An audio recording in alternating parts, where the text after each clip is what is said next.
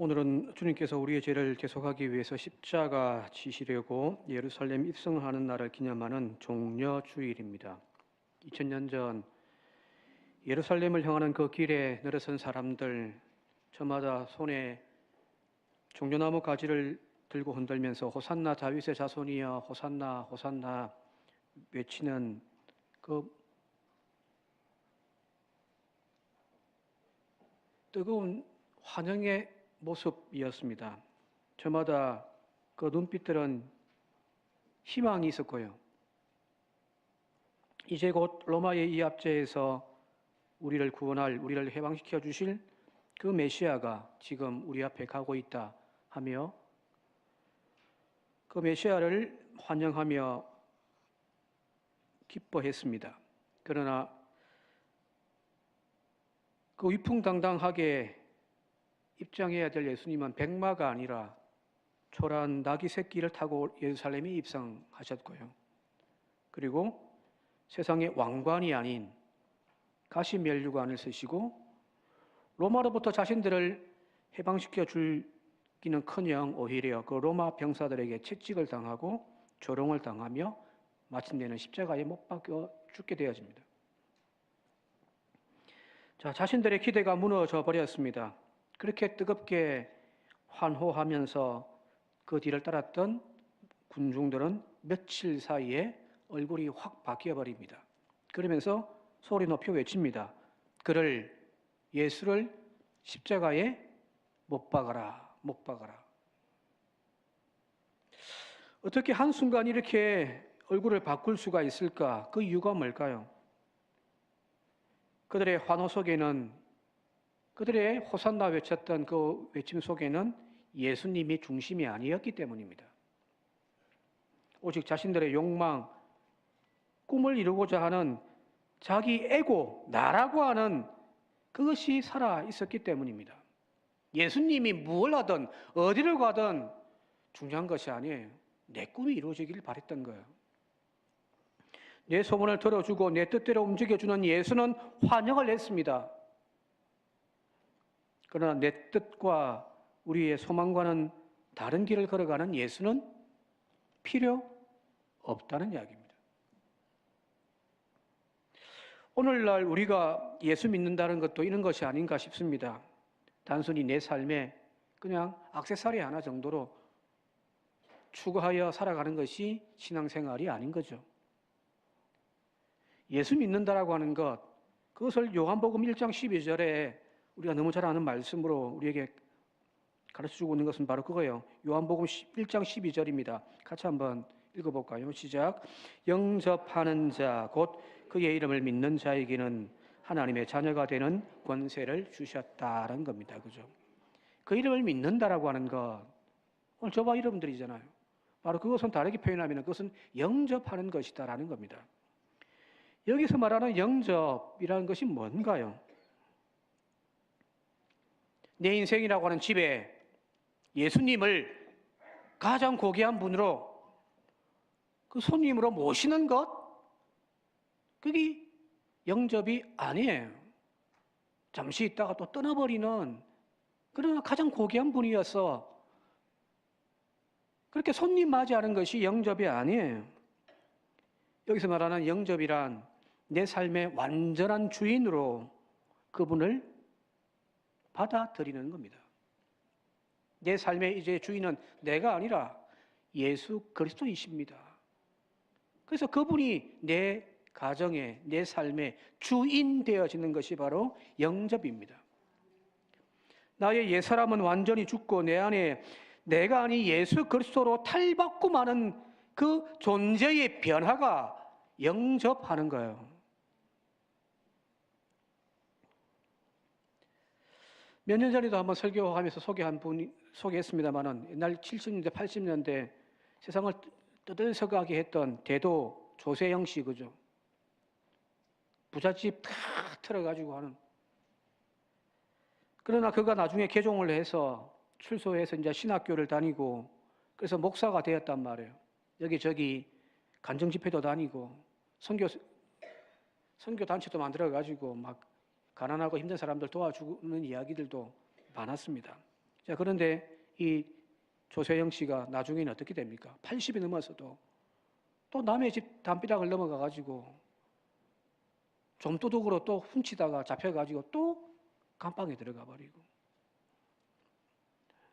이런 이야기 들으면은 도대체 기독교에서 말하는 회심이 뭐죠?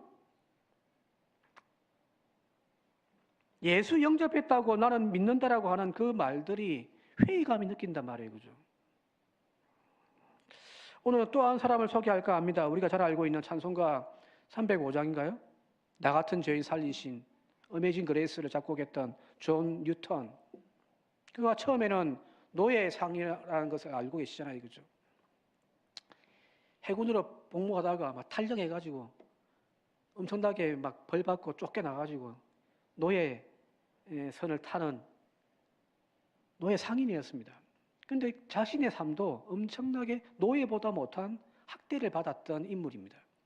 그러다가 그가 구조되어져 가지고 배를 타고 1748년도에 배 타고 고향으로 돌아오는 길에 큰 폭풍우를 만나게 되어집니다. 죽을 위기에 그가 하나님 앞에 부르짖고 기도하기 시작하면서 주님을 만난 거예요. 방탕한 삶을 살던 그가. 여기가 우리 다 잘 알고 있잖아요. 그죠? 그죠? 자, 그런데 그래서 이 폭우 가운데서 나를 살려주신 그 하나님의 은혜를 경험하고 난 다음에 이 존 뉴턴은 그 뒤로 술도 도박도 다 끊어버립니다. 철저하게 주일마다 예배드리고 매일매일 성경을 묵상하는 인물로 바뀌어졌다. 다 잘 알아요. 근데 우리가 잘 알지 못하는 사실이 있습니다. 앞서 얘기했던 1748년도에 그 풍랑 가운데 살아계신 하나님을 만난 존 뉴턴이었습니다. 자, 그런데 놀라운 것은 그 뒤로 6년 동안 이 존 뉴턴은 매일매일 성경 읽고 매일매일 주일날 예배를 드렸어요. 그런데 그는 어떤 삶을 살았을까요? 여전히 노예선의 선장 노릇을 했습니다. 심지어는 저 배 밑바닥에 수백 명의 흑인들, 노예들을 쇠사슬에 묶어놓고서 신음하고 있는 그 가운데 그 가판 위에서 주일날 선원들 모아놓고서 하나님을 찬송하고 예배도 빠짐없이 늘 드렸습니다. 자, 그에게 가장 큰 문제는 뭘까요? 그가 폭풍 속에서 부르짖어 기도했던 그 기도가 거짓이었을까요? 아니요. 그를 살려주셨던 그 하나님을 만났다라고 하는 그의 신앙 고백이 거짓일까요? 그것도 아니네. 그런데 왜 이런 끔찍한 모순 속에 그는 서 있죠?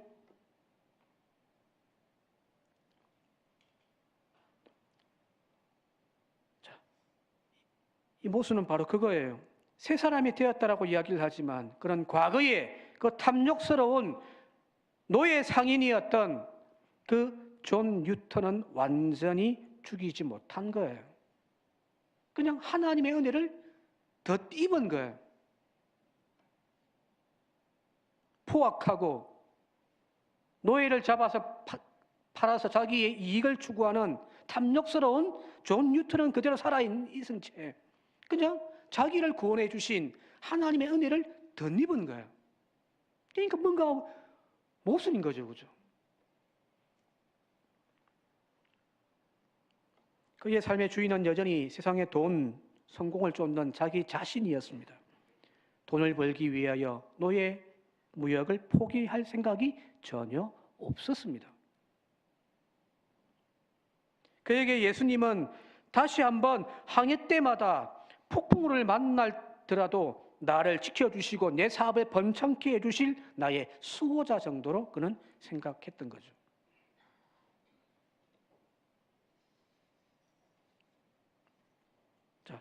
이것이 바로 자아가 죽지 않은, 내가 죽지 않은 예수를 덧입고 살아가는 사람의 신앙의 형태들입니다.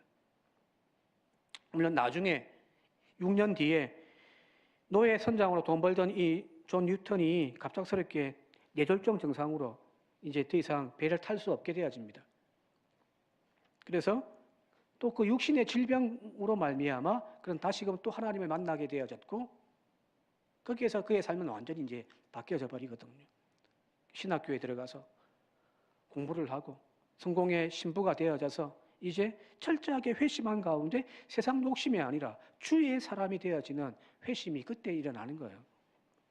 그래서 여러분 잘 아시는 대로 나중에 이 나 같은 죄인 살리신 주 은혜 놀라와 그 찬송을 나중에 써야 만든 거예요.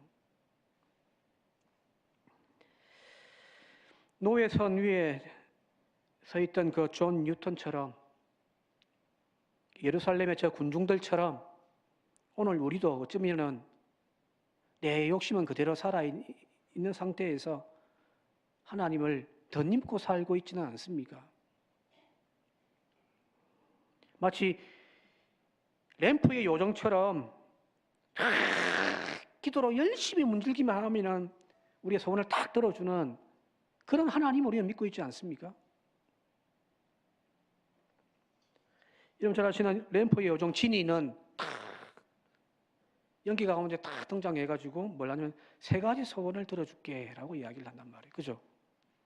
소설 속에 나오는 이 지니, 저희 집에도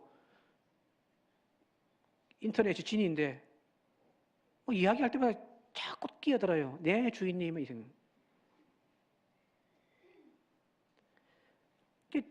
소원을 3가지 들어주는데 자, 그 소원이 얼마나 이기적이고 얼마나 탐욕스럽고 얼마나 부도덕한지 묻지 않습니다.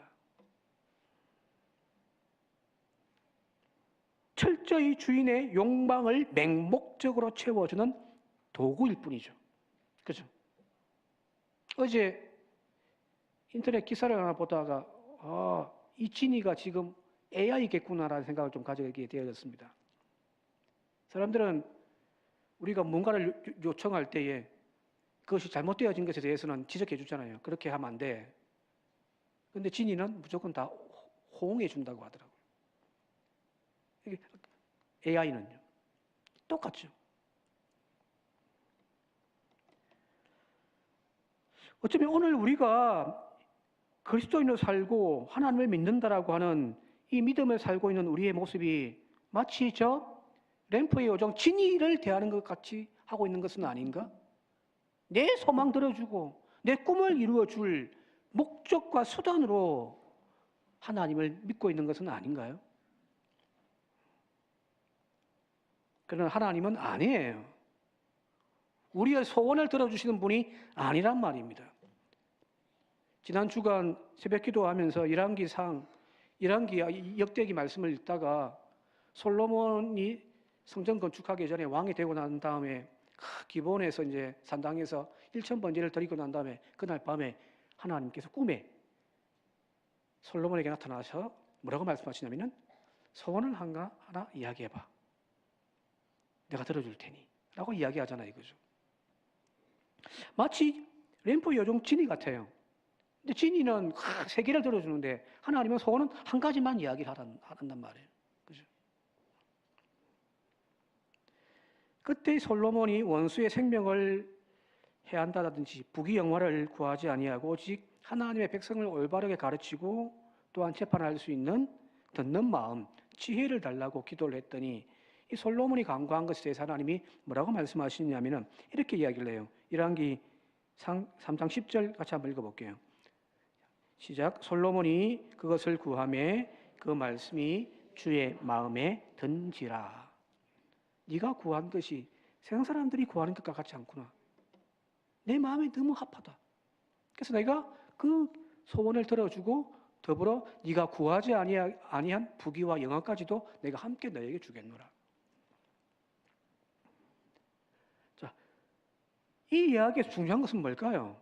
우리의 소원, 우리의 자아가 요구하는 것을 이루어 주신 하나님이 아니라 솔로몬의 기도는 하나님이 원하시는 것을 이루어 가시는 분이라는 거예요. 그걸 들어주시는 분이라는 겁니다. 자, 내 욕망, 내 소원 3가지를 빌고 그것을 이루어 주는 것은 세상 종교예요. 사이비도 포함되어지기도 하고 미신도 포함되기도 해요.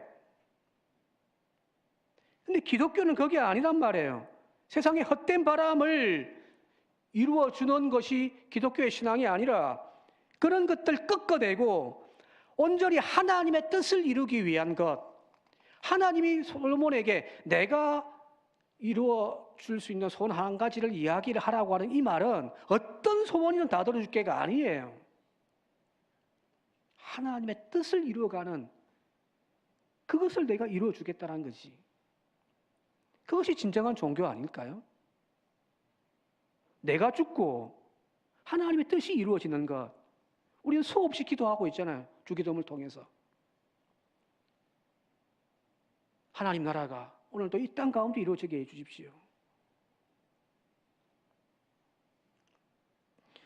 그래서 오늘 우리가 읽었던 사도 바울은 본문에서 이렇게 이야기를 합니다. 같이 한번 다시 읽겠습니다. 갈라디아서 2장 20절입니다. 함께 읽겠습니다. 시작. 내가 그리스도와 함께 십자가에 못 박혔나니 그런즉 이제는 내가 사는 것이 아니라. 이제 나는 죽었다는 거예요. 그리고 예수께서 사신다는 거예요. 바울은 십자가에서 예수만 우리의 죄를 담당하여 대신하여 희생제물로 죽으셨다고 이야기하지 않습니다. 바울이 바라보았던 저 십자가에 우리의 죄를 위하여 죽으신 예수를 보기도 했지만 그 바울은 또 그 자리에서 바울 자신을 본 거예요. 예수가 피 흘려 못 박혀 죽으셨던 그 십자가의 자리에서 바울 자신을 본 겁니다. 그리고 예수와 함께 죽어 있는 그 자신을 지금 바울은 이야기를 하고 있습니다. 즉, 저 십자가는 예수의 죽음의 자리이기도 하지만 또 한편에서는 나의 죽음의 자리여야 합니다. 자, 오늘 본문 보시면은 주어가 누구예요? 주체가, 주어가. 십자가에 못 박혔다라고 하는 이 단어의 주어가 누구예요? 예수님이세요? 아니에요. 바울은 그렇게 이야기하지 않았습니다. 내가예요. 내가 십자가에 못 박혔다. 예수 그리스도와 함께 내가 죽은 거예요.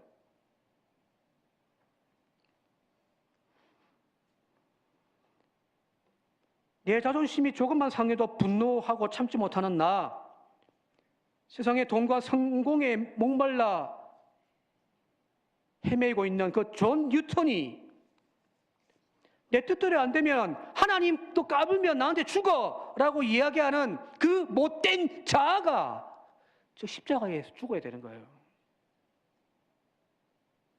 그 자아가 안 죽으니까 예수만 죽고 여전히 나는 그 예수를 조정하려고 하고 있단 말이에요. 오늘날 우리의 신앙, 특히 한국 교회에 오늘 이 비극이 왜 이렇게 생겼는가? 저 십자가에서 죽으신 예수님의 그 구원의 은총이 무능해서 그런가요? 무의미한가요?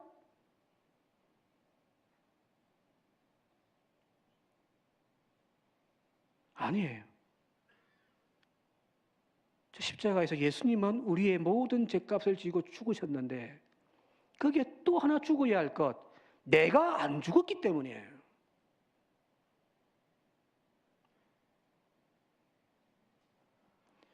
여러분들의 가정이 천국인가요? 집에만 가면 행복한가요? 우리의 오고 가는 말들 속에서 사랑이 넘쳐나고 있습니까? 진짜 예수 믿는 사람들인가요?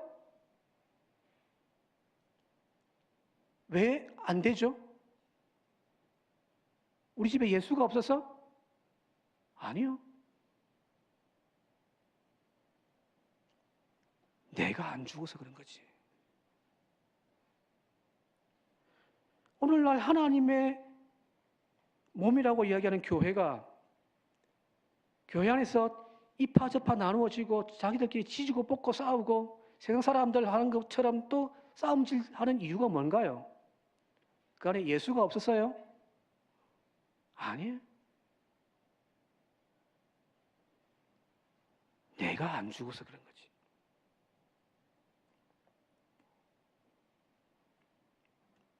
바울은 오늘 그걸 본 거예요. 자기가 오랫동안 구원은 행위가 아니다. 우리를 위하여 대신하여 십자가에 못 박혀 죽으신 예수를 믿는 믿음으로 구원받는다라고 이야기를 했단 말이에요. 그런데 그렇게 예수 믿는 사람들 가만히 들다 보니까 웬걸요? 그 예수가 오늘도 맨날 죽어가고 있단 말이에요. 왜 그렇지? 그 주님의 한 번 죽으심의 은총이 왜 오늘 우리의 삶에서는 완성되지 않지? 그 이유를 바울은 아마 그렇게 깨달았을 거예요. 아, 내가 안 죽었구나. 그죠? 주님의 십자가의 죽으심을 바라보는 이 고난 주간에 그 예수님이 나를 위하여 대신하여 죽으셨다라고 하는 그 신앙 고백 너무너무 중요해요. 그 기독교의 핵심이에요. 그런데 우리가 이거 놓치지 맙시다. 그 주님이 죽으신 십자가에 나도 함께 죽지 않으면 나는 온전한 그리스도인으로 거듭날 수 없단 말이에요. 예수는 살아났어요. 그죠? 근데 나는요, 죽지 않으니까 거듭남이 없는 거예요. 거듭남이 없는 거예요. 옛날 그대로 똑같이 사는 거예요. 그리고 하나님의 이름만 찬양을 하는 거예요. 그러니 이 이중적인 부조화가 오늘 세상 사람들의 눈에 볼 때에 얼마나 꼴불견입니까? 목사라고 거룩한 척은 다 하면서 세상을 향하여 정죄하면서 그런데 목사의 개인의 삶은 개판인 거죠. 그죠? 이 구원의 엄청난 능력이 왜 우리의 삶 한가운데서는 온전하게 이루어지지 못할까? 그 이유의 핵심이 바로 여기 있습니다. 내가 그리스도와 함께 십자가에 못 박혔나니 하는 이 신앙의 고백이, 이 신앙의 경험이 오늘 우리들 가운데 없기 때문입니다. 그래서 조세영이 계속 도둑질이나 하고 있고, 그죠? 오늘 이 사순절 마지막 끝에 서 있는 이 고난 종료 주일에 오늘 저와 여러분들이 다짐했으면 좋겠습니다. 기도하십시다. 주여, 주님만 십자가에 못 박힘이 아니라 이 고난 주간을 통하여 나도 죽게 하옵소서. 죽으십시오. 죽어야 가정이 살고요. 죽어야 교회가 살잖아요. 내가 죽어야 예수가 보이는 거예요. 주님과 함께 십자가에 못 박혔나니 이 엄청난 신앙의 신비를 경험하는 저와 여러분들이 되시길 바랍니다. 전에도 한번 소개했습니다만 우리 CCM 찬양 중에 주의 손에 나의 손을 포개고 라고 하는 찬양 가사 한번 보여주시겠습니까? 주의 손에 나의, 같이 한번 읽어봅시다. 시작. 주의 손에 나의 손을 포개고 주의 발에 나의 발을 포개어 나 주와 함께 죽고 나 주와 함께 살리라. 다시 말씀드립니다. 이 갈라디아서 2장 20절에 이 구절이 이 찬양으로 그절에 드러나는 것은 아닌가 싶습니다. 네. 그리스도의 그 십자가에 피 흘리는 손, 그 손 위에 세상 욕심, 탐욕, 이기심으로 끌어모았던 나의 그 두 손을 얹어 함께 못 박히십시다. 세상 즐거움, 쾌락, 정욕 향하여 무절제하게 달려가던 우리의 걸음걸음을 멈추어 쓰고 이제 우리의 두 발을 예수님의 저 상처난 십자가의 발에 포개십시다. 그래야 할 때에 오늘 우리는 더 이상 내 욕심대로, 내 욕망대로 살아가는 존재가 아니라 내 안에 참 주인이신 예수 그리스도의 사람답게 살게 되지 않겠습니까? 이제 한 주간 동안 구체적으로 어떻게 살아야 할까요? 가정으로 돌아가서 부부싸움하고 자녀들과의 갈등 속에서 내 자존심이라고 하는 그것을 주의 십자가에 못 박으십시다. 조그만한 가시 돋친 말에도 상처받고 혈기 부리던 그 나를 저 주님의 십자가에 못 박기를 원합니다 하며 또 함께 하십시다. 직장에서 사업장에서 손해보고 억울한 일 당할 때마다 또한 세상 탐욕으로 달려가던 내 발을 주의 발에 포개 신은 저와 여러분들이 되시길 바랍니다. 남들 편법으로 이기적인 자기 이익을 추구하며 챙길 때마다 그렇지 하는 것이 아니라 세상의 방식대로 성공하려고 하던 야합하려고 하는 타협하는 내 손과 발을 주님의 십자가에 못 박겠습니다. 주님 가신 길로만 걷는 내 삶이 되겠습니다. 결단해야죠. 그렇죠? 교회 봉사하면서 상처받고 열심히 헌신하는데 아무도 알아주지 않아서 서운했던 밀렸던 그 마음들, 그 섭섭정들 주님의 십자가에 함께 못 박읍시다. 안 알아주더라도. 오히려 이것 때문에 내가 칭찬받는 것이 아니라 욕먹는다 할지라도 주여 기쁩니다 하는 그 마음들 생기기 위하여 이번 고난주간 여러분들 예수님의 십자가만 보지 마시고 그 십자가에 여러분들의 삶이 못 박혀 죽는 장례 시간이 되시길 바랍니다. 죽어야 삽니다. 주님, 나는 이제 죽었습니다. 내 고집도, 내 혈기도, 내 욕심도 주의 손과 주의 발에 포개어 완전히 십자가에 못 박히기를 원합니다. 그리고 이제 다시 주님과 함께 살게 하옵소서. 이 부활의 찬 기쁨을 준비하며 맞이하는 이번 고난주간 되시기를 주님의 이름으로 축원드립니다.